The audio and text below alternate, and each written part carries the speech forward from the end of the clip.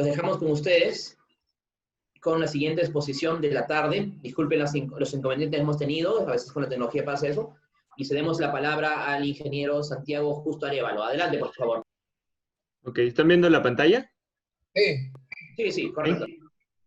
Ok, entonces voy a intentar ser rápido y breve. Entonces voy a presentarles un trabajo que hemos estado realizando con algunos compañeros de varias universidades del Perú y, bueno, también asociados en parte a la Universidad de Sao Paulo. Y básicamente el proyecto o nuestro trabajo tenía como foco intentar identificar haplotipos de SARS-CoV-2 para poder hacer más fácil el rastreo del movimiento de ciertas variantes en el mundo y en el tiempo para ver cuáles eran las variantes que estaban prevaleciendo, ¿no? Y cuáles podrían ser las implicancias de esto a través del tiempo, ¿ok? Bueno, voy a hablar, creo que es el primero que va a hablar más del virus en sí, así que voy a dar una muy breve introducción, ahora por cuestiones de tiempo también. Entonces, solamente para mencionar que los coronavirus no solamente infectan humanos, sino también se han reportado en varios otros animales, como también ya sabemos, por esa cuestión de que puede haber saltado de algún hospedero animal al humano, ¿no? Puede atacar diversos sistemas, ¿no? Como el respiratorio, el gastrointestinal, hepático, nervioso central, y ya ha causado otras epidemias, como son las epidemias del SARS y del MERS.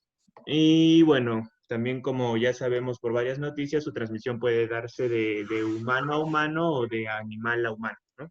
Eso hablando de los coronavirus en general. Entonces aquí básicamente está la clasificación taxonómica de este SARS-CoV-2.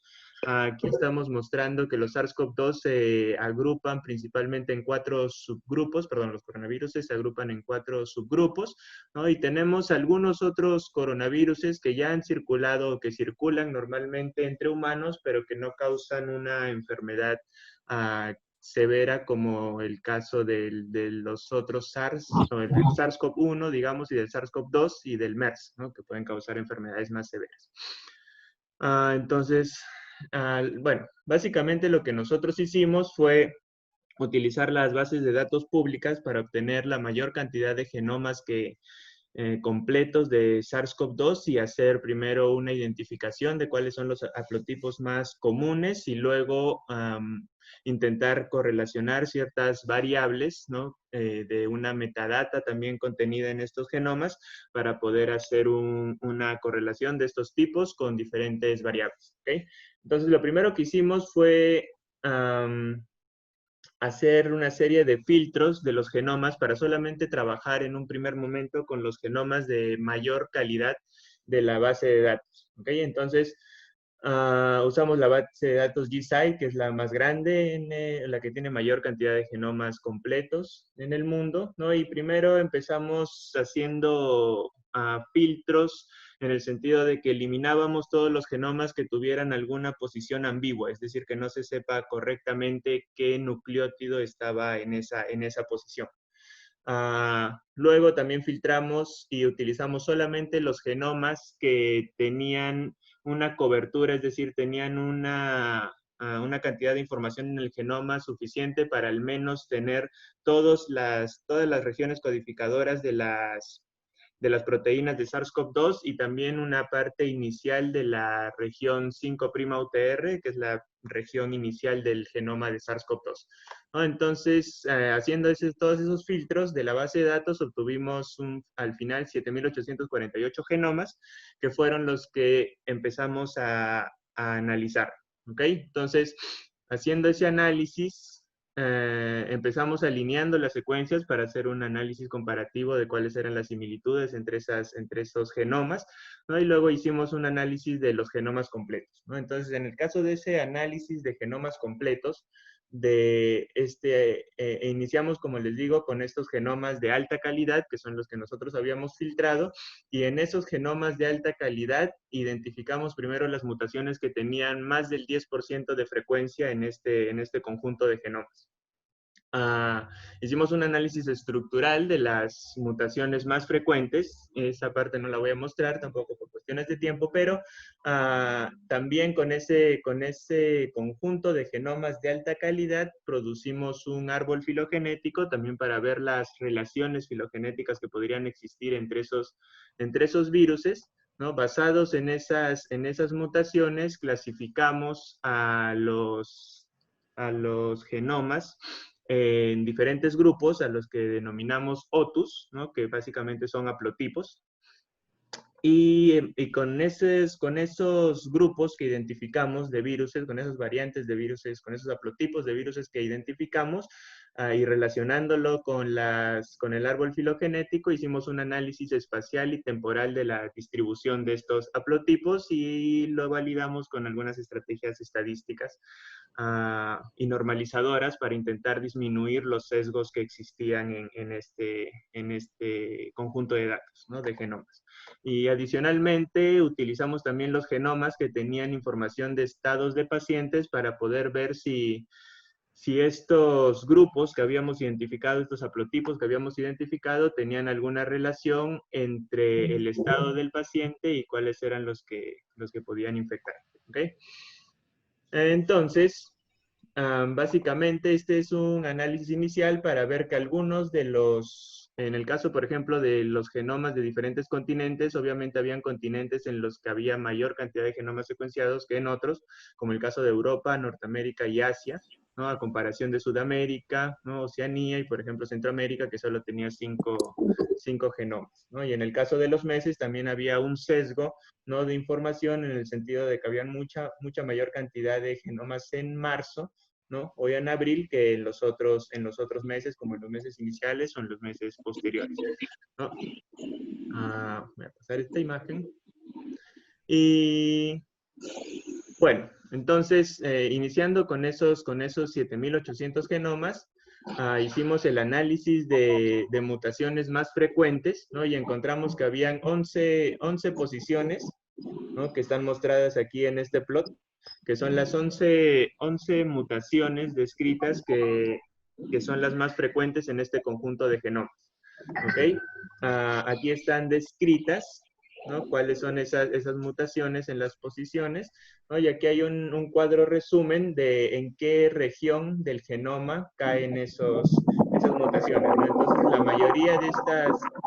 mayoría de estas mutaciones, ¿no? Son no silenciosas, no sinónimas, en el sentido de que causan también un cambio en la secuencia de proteínas, lo que puede también tener un efecto funcional mayor, ¿no? Como estas 8, ¿no? Y 2 fueron sinónimas y una cayó en la región no codificadora del genoma de SARS-CoV-2, ¿no? Entonces, basado en esas mutaciones y en el árbol filogenómico, en el árbol hecho con todos los genomas, pudimos identificar grupos, ¿no?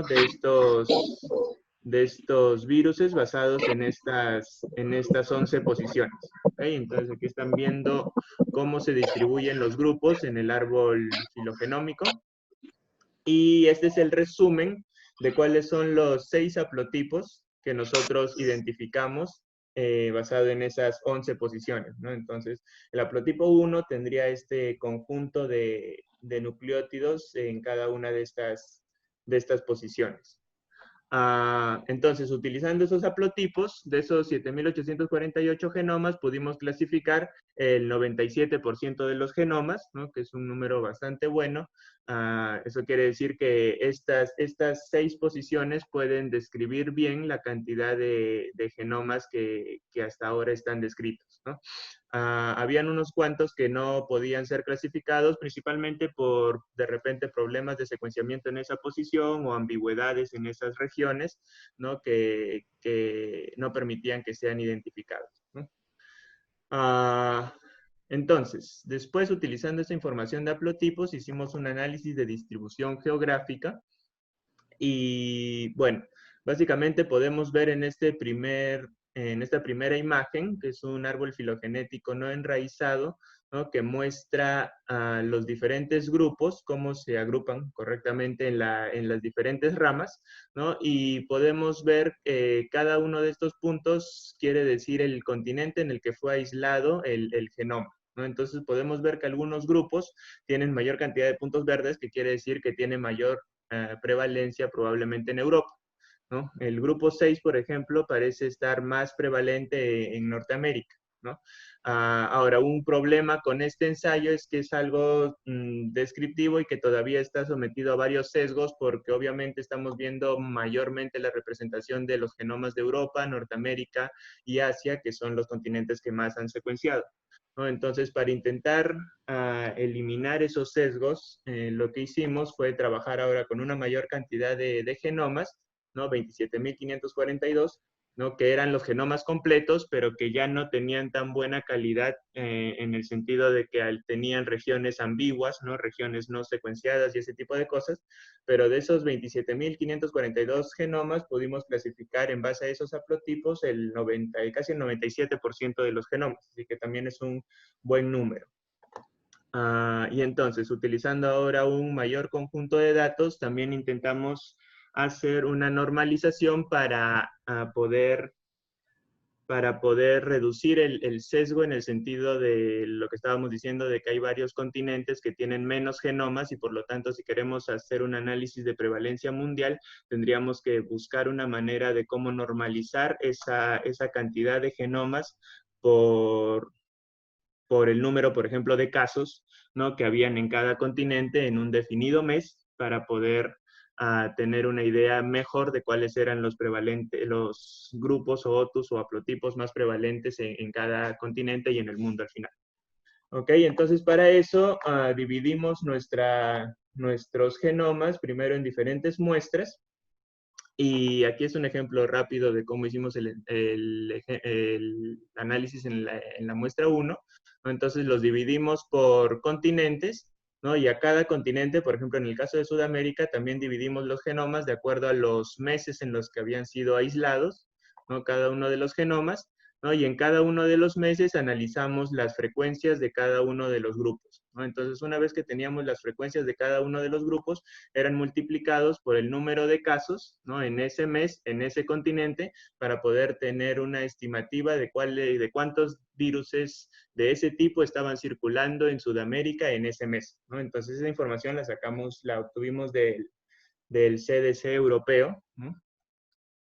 Que tiene toda la información de casos de todo el mundo y de todos los países, ¿no? Y una vez hecho el análisis, por ejemplo, para Sudamérica, en cada uno de los meses, podíamos sumar las contribuciones de todos los meses para tener una media, ¿no? Una estimativa de cuántos eran los viruses de cada tipo en cada uno de los continentes, ¿no? Entonces, esas estimativas nos llevaron a poder analizar en cada continente cuáles eran los grupos más comunes, más prevalentes, más frecuentes, ¿no? Y algunas cosas interesantes que podemos obtener de aquí es que, por ejemplo, Norteamérica parece tener una mayor prevalencia del haplotipo 6, ¿no? A comparación de los otros haplotipos, ¿no? Sudamérica parece tener mayor cantidad del haplotipo 4, ¿no? Con diferencias significativas al haplotipo 6 o haplotipo 5 o haplotipo 3, aunque aún están presentes, ¿no? En el caso de Europa aparecen dos haplotipos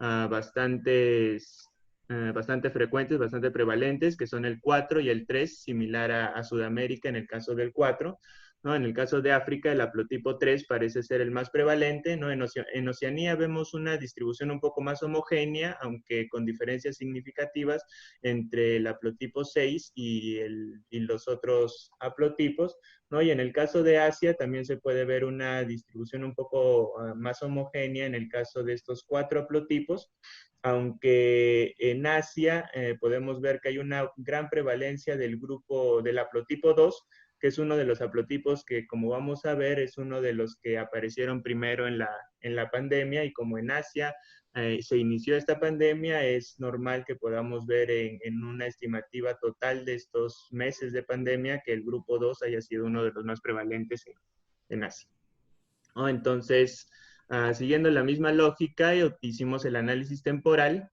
¿no? De los haplotipos, y básicamente aquí podemos ver una especie de patrón evolutivo del SARS-CoV-2 en el sentido de que podemos ver que este grupo 1 y grupo 2 están cercanos a la raíz, y cada uno de estos puntos muestra la fecha en que fue aislado el virus, ¿no? Entonces podemos ver que en esta primera parte del árbol filogenético muestra que el grupo 1 y el grupo 2 tienen coloraciones que corresponden a los primeros meses de la pandemia, ¿no? Que no aparecen esas coloraciones en este segundo, en el grupo 3, en el haplotipo 3, ¿no? Porque en los primeros meses de la pandemia este haplotipo aún no existía, probablemente. ¿Ok?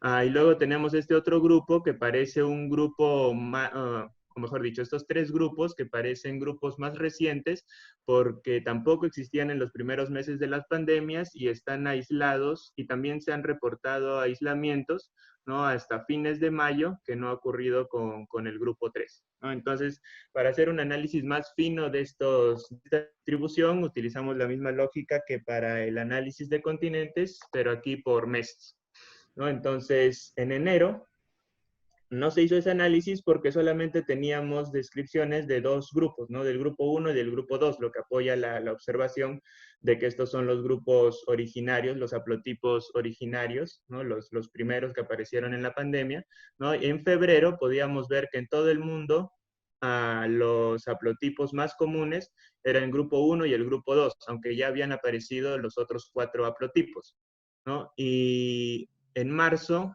parece que el haplotipo 1 empezaba a ser menos prevalente, y los nuevos haplotipos, sobre todo el 3, el 4 y el 6, parecían tener una prevalencia similar al haplotipo 2, ¿no? Cuando el haplotipo 5 parecía todavía mantenerse bajo, ¿no? Una prevalencia baja, ¿no? Avanzando en abril, vemos que el grupo, el haplotipo 3, el haplotipo 4 y el 6 empiezan a superar, ¿no? En prevalencia el haplotipo 2, ¿no? Pareciendo que, o dando a ver que probablemente tenían un mejor fitness, ¿no? En la población. Disculpe, un par de minutitos para acabar, por favor. Ok. Y en mayo podemos ver que parecía seguir la misma tendencia, ¿no? Dejando al haplotipo 1, uno de los primeros que había aparecido, que estaba en la pandemia, casi atrás, ¿no? Entonces, este es un plot que básicamente resume, ¿no? Este análisis temporal y geográfico, ¿no? Porque están divididas las poblaciones de los virus, cada uno de estos puntos representa un genoma viral, ¿no? Y su posición depende del continente donde fue aislado y del mes cuando fue aislado. ¿Okay? Entonces también se pueden ver ciertos patrones evolutivos en el sentido de que van cambiando los haplotipos hasta aparecer nuevos haplotipos que terminan siendo los más frecuentes, ¿no? Este es un análisis un poco más detallado en el sentido de que está dividido por días, ¿no? Y bueno, la última parte, lo último que hicimos, que voy a mostrar, es esta parte de la correlación del estado de pacientes con los grupos. Entonces, lamentablemente hay una mala organización de la información del estado de pacientes, al menos en la base de GSite, ¿no? Que no permite hacer un correcto análisis, ¿no? Entonces, estas son las categorías de GSite que son muy ambiguas, y por lo tanto tuvimos que recategorizarlas en estas 4 categorías, en estos 4 grupos, ¿no? Teniendo al final estos resultados, ¿no? De los 2019 genomas que pudimos analizar, ¿no? 984 tenían una enfermedad media y solo 81 reportaban una enfermedad severa y 66 una enfermedad sintomática. Entonces eran pocos datos comparados a las enfermedades medias para poder hacer el análisis. A pesar de eso, intentamos hacer el análisis. Básicamente en los pacientes de enfermedad media o de enfermedad severa no vimos diferencias grandes, ¿no? No hicimos el análisis estadístico por lo que les decía de la cantidad de muestra que existía de genomas con estado de paciente, ¿no? Y en el caso asintomático, en primera vista parece un resultado interesante al ver que la mayor cantidad de los genomas de asintomáticos pertenecen al grupo 2, solamente que un análisis más fino de esa parte nos mostró que la mayor cantidad de esos genomas de pacientes asintomáticos vienen de un solo mes, ¿no? Que corresponde a 3 días en un solo continente. Entonces, básicamente solamente se muestreó una pequeña población de pacientes asintomáticos en un solo país, ¿no? Que muy probablemente haya tenido en inicios de la pandemia un solo tipo de virus y por lo tanto no es algo muy informativo ni una buena conclusión. Entonces, para finalizar, las perspectivas del trabajo es intentar crear una plataforma pública para poder clasificar automáticamente los genomas en haplotipos de las personas que deseen brindar la información, ¿no? Y a la vez intentar obtener de esos genomas una información más organizada del estado de pacientes para poder mejorar el análisis de esa parte y que pueda servir para el desarrollo de otras técnicas como vacunas o diagnóstico o desarrollo de fármacos, ¿no?